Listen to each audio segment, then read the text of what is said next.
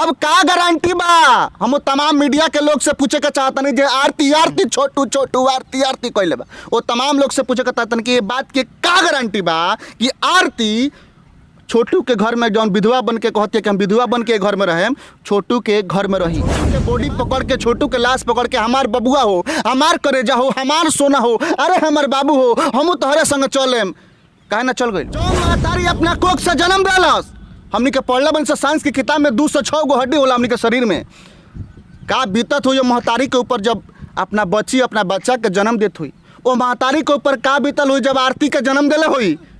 निमन के हो गईल, ए बड़ा के सोशल मीडिया के पत्रकार लोग निमन हो गईल, आ छोटू के बाप महतारी निमन हो गईल, बाप महतारी खराब हो गई जौन महतारी आरती के जन्म देले बिया।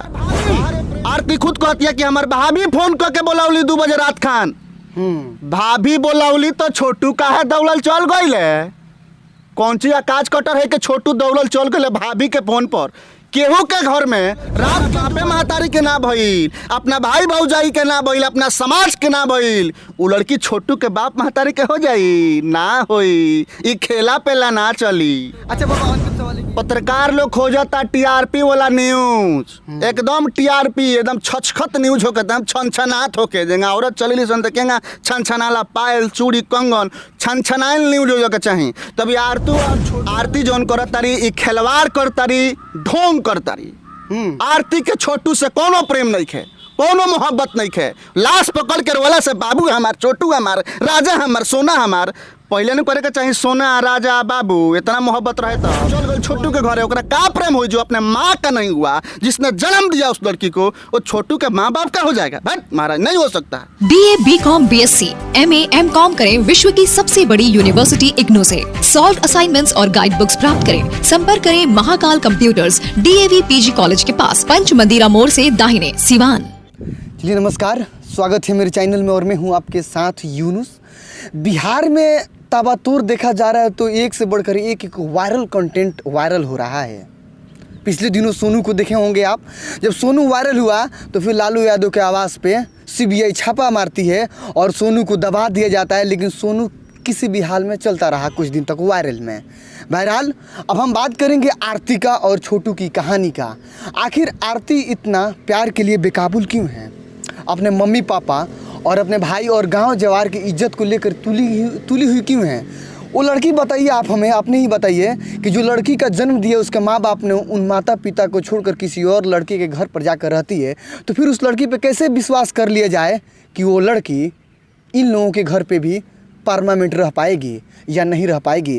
चलिए बातचीत करने के लिए हमसे भोजपुरी झोकरा के संस्थापक हैं, कई मरतबा इनसे बात भी हुआ कई इस मुद्दा पे, लेकिन इस मुद्दे पे हम जानेंगे जब इनसे ऑफ कैमरा बात हो रहा था तो काफ़ी ज़्यादा ये एग्रेसिव नज़र आ रहे थे, लेकिन हम तमाम बातें प्रकाश डालेंगे। बाबा स्वागत बटे। और आजकल जो सिचुएशन चलता टे का कहे में सिचुएशन पर सबसे पहले रुआ का धन्यवाद। और जौन सिचुएशन चलता टे बहुत मतलब कि बुरा बाटे अपना समाज खातिर, अपना देश खातिर, अपना संस्कृति खातिर। माने कि पहिलका दिन जब हमने के देखनी सन आरती और छोटू के प्रेम कहानी, इस जौन घटना बाटे छोटू और आरती के प्रेम कहानी पूरा बिहार के हिला के रख दिले बा, मतलब कि अपना समाज के भी हिला के रख दिले बा और अपना बिहार के अपना समाज के पूरा तरीका से कलंकित कर दिले बाटे। लाखों लोग प्रेम कैले हुए बिहार में अपना समाज में, लेकिन ऐसा प्रेम कहानी कबो ना देखे के मिले रहा आज तक ले। पहला दिन जब हमके घटना देखनी सन, ओकरा बाद से छोटू जब ये दुनिया छोड़ के चल गई, ओकरा बाद से लड़की छोटू के बॉडी पकड़ के, छोटू के लाश पकड़ के हमार बबुआ हो, हमार करेजा हो, हमार सोना हो, अरे हमार बाबू हो, हम तोहरे संग चलेम, काहे ना चल गई। जौन बाप महतारी वो लड़की के जन्म दिले बा, वो बाप महतारी के छोड़ के लड़की चल गई अपना आशी के घर पर, जौन की आशी के दुनिया में नहीं खे। अब सवाल सबसे बड़ा ही बा, तमाम मीडिया के लोग जी पहुंचता, तमाम पत्रकार के लोग पहुंचता टीआरपी खातिर। जैसे कि सोनू के मामला में हमने के देखनी सन, ओकरा पहले आए रहे आयांश के मामला में आयांश के मुद्दा गायब बा, छोटू के मुद्दा गायब बा, लालू प्रसाद यादव जी के घर पर जो CBI छापा मामला सुहो गायब बा। अब चलता नया ट्रेंड आ गया बा छोटू आरती के प्रेम कहानी। ये प्रेम कहानी गजब हो चुकल बाटे। एगो लड़की अपना माँ बाप के, अपना पूरा समाज के लाज और मतलब कि इज्जत बांस पे टांग दिले बिया, आ बांस पे टांग के चल गई बिया अपना आशिक के घर में रहती है, जौन आशिक के दुनिया में नहीं खे।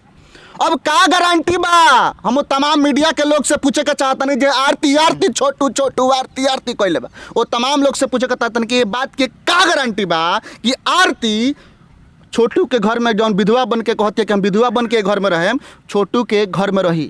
ये बात के क्यों गारंटी दी जब वो अपना माँ बाप के ना भइल? जौन महतारी अपना कोख से जन्म दिलस, हमनी के पढ़ले बन से साइंस की किताब में 206 गो हड्डी होला हमनी के शरीर में। का बीतत हुई महतारी के ऊपर जब अपना बच्ची अपना बच्चा के जन्म देत हुई? वो महतारी के ऊपर का बीतल हुई जब आरती के जन्म दिले हुई? लेकिन वो आरती वो महतारी के ना भइल, वो बाप के ना भइल। केहू औलाद ना चाहेला अपना बाल बच्चा के दुख देवे के। ओकर भाभी आरती खुद कहती है कि हमार भाभी फोन करके बोलावली 2 बजे रात खान। भाभी बोलावली तो छोटू काहे दौड़ल चल गईले? कौन सी काज कटर है कि छोटू दौड़ल चल गईले भाभी के फोन पर? केहू के घर में रात के 2 बजे केहू घुसी तो केहू मारी, केहू ओकरा के कही कि गलती कैले बा। भाभी फोन करके बुला दली। कैसन प्रेम रही कि भाभी फोन करके बुला देली तो छोटू रात के दौड़ल दौड़ल चल गईले आ पिटा गईले। पिटा के दुखद बा, केहू के मार के हत्या कैली दुखद बा। ऐसा ना होके के चाहिए, जांच होके के चाहिए। ई जांच के विषय बा, प्रशासन एकर जांच करे कि केहू के घर में केहू चल गई, डकैतिये करे चल गई, चोरिये करे चल गई, अपना महबूबा से मिलही खातिर चल गई तो ओकरा के मार के मुआवे के ना चाहिए। ई जे भी कैले बा गलत कैले बा। लेकिन उ कैसन प्रेम कहानी बा? सुबेरे ना जा सकत रहल, वो 2 बजे रात खान काहे पहुँच गईल? आ 2 बजे रात के पहुँच गईल तब बाप महतारी अपना बेटी के इज्जत खातिर बहुत कुछ करेला, अपन जान दे भी देला आ दूसरा के जान ले भी लेला अपन बाल बच्चा के इज्जत खातिर।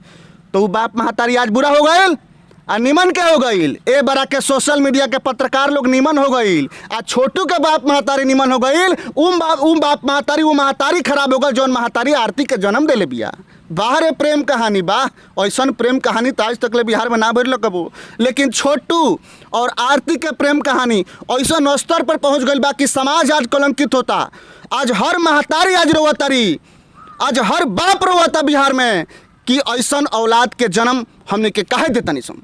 लेकिन बाबा एगो बड़ा सवाल बाटे कि आजकल कई गो ऐसे लड़की बाड़ी से जो उनके दुर्गा में अच्छा एग्जाम लेने से क्रैक कलिए सन, ई आरती के चलते कई गो ऐसे लड़की बाड़ी से पढ़ाई रुक सकताटे, लड़की से के मन बढ़ सकताटे जे तो चलताटे सोशल मीडिया पे बड़ा। तो का हम आरती सही करता रही कि गलती? आरती जौन करतारी ई खिलवाड़ करतारी, ढोंग करतारी। आरती के छोटू से कोनो प्रेम नहीं है, कोनो मोहब्बत नहीं है। लाश पकड़ के रोला से बाबू हमार, छोटू हमार, राजा हमार, सोना हमार। पहले नहीं करे के चाहिए सोना राजा बाबू, इतना मोहब्बत रहे तो कहीं ना कहीं इस समाज के बाकी जे लड़की बाड़ी सन ओकरा गलत दिशा जाए के, और कहीं ना कहीं ओकर जौन सफलता प्राप्त करे के चाहती है बाकी के लड़की लोग अपना बिहार के, वो कहीं ना कहीं ओकर मनोबल डाउन होई, ओकर मनोबल कम होई, और ओकरे मनोबल ना कम होई, ओकरा बाप महतारी के भी मनोबल कम होई। ऐसा ऐसा घटना देख के ऐसे घटना पर लगाम लगावे के चाहिए। और ऐसा आरती के कोनो समाज में जगह ना होके के चाहिए। जौन आदमी प्रेम के नाम पर ढोंग करता, राजनीति करता, ऐसा आदमी के, ऐसा प्रेमिका के कोनो जगह ना होके के चाहिए। बाकी जे भी अपना समाज के लड़की बाटे वो लोग पढ़े लिखे आगे बढ़ो, लेकिन प्राथमिकता रहो अपना बाप महतारी के इज्जत के, अपना बाप महतारी के सम्मान के। बाप महतारी के सम्मान नहीं के, बाकी केहू के सम्मान नहीं के। जब वो लड़की अपना बाप महतारी के सम्मान ना करे चल गई छोटू के घर रहे खातिर, कैसन प्रेम है भाई, कैसन मोहब्बत है भाई? अच्छा को दिन रही छोटी, को दिन रही वो जी?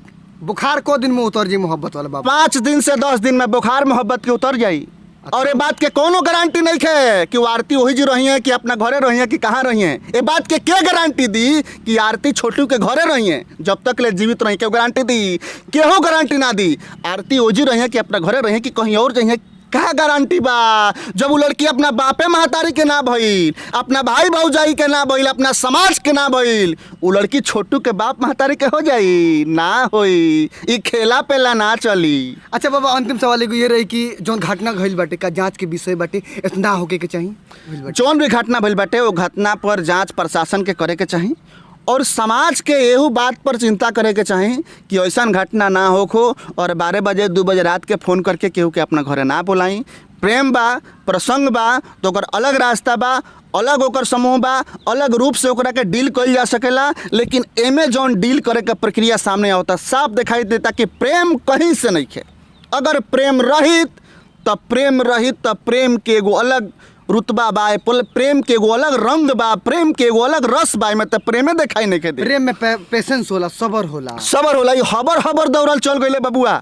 सबर ना रहे, सबर ना रहे, हबर हबर चल गइल, तो हबर हबर चल गइल तो जइब तू नु जइब कि हमनी के जायब सन।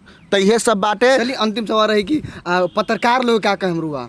पत्रकार लोग खोजता टीआरपी वाला न्यूज, एकदम टीआरपी, एकदम छछखत न्यूज होके, एकदम छनछनात होके, जेंगा औरत चलेली सन देखेंगा छनछनाला पायल चूड़ी कंगन, छनछनाइल न्यूज हो के चाहिए। तभी आरतू और छोटू वाला जो न्यूज बा, आरती छोटू के, ई छनछनाइल न्यूज बा। अभी एकरा के चलावे खातिर पत्रकार लोग लागल बा। ए आरती छोटू के का भइल, आरती छोटू के का भइल, ती पत्रकार लोग एकरा के टीआरपी खातिर समाजों के कलंकित करता और ऐसा ऐसा प्रेम कहानी के नाम दे के बढ़ावा देता, जौना से आवे वाला समय में आवे वाला अपना पीढ़ी के कहीं ना कहीं खतरा बा। ये आजकल के नौका पत्रकार के नहीं बुझात, खाली टीआरपी टीआरपी रे बोकवा। कितना टीआरपी के चक्कर में प्रेम बा, ओकरा अपना बाप माता से प्रेम नहीं के, वो चल गई छोटू के घरे, ओकरा का प्रेम हुई जो अपने माँ का नहीं हुआ, जिसने जन्म दिया उस लड़की को, वो छोटू के माँ बाप का हो जाएगा? भाई महाराज नहीं हो सकता।